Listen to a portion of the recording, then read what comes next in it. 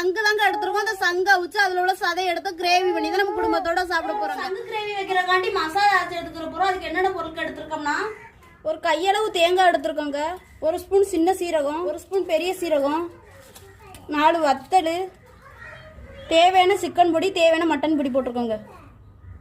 சங்கு கிரேவி வைக்கிறக்காண்டி சட்டி அடுப்புல வச்சுக்கிறோம். சட்டி சூடாயிருச்சு, எண்ணெய் ஊற்றிக்கிறோங்க. இன்னைக்கு எண்ணெய் சூடாயிருச்சுங்க, கடுகு உளுந்து போட்டுக்கிறோம். வெங்காயத்தை சேர்த்துக்கிறோம். இதோட நம்ம வெட்டி வச்ச தக்காளியை சேர்த்துக்கிறோங்க. நான் வச்சு வச்ச இஞ்சி வெள்ளைப்பூடையும் போட்டுக்கிறோங்க. நம்ம சங்கு சதையை சேர்த்துக்கிறோங்க. இதோட நம்ம அரைச்சி வச்ச மசாலையும் சேர்த்துக்கிறோங்க. தேவையான உப்பு போட்டுக்கிறோங்க. சொந்தங்களே நம்மளுக்கு சங்கு கிரேவிக்கு ரெடி ஆயிட்டுங்க. இறக்கி வச்சு நம்ம குடும்பத்தோட சாப்பிடலாம்.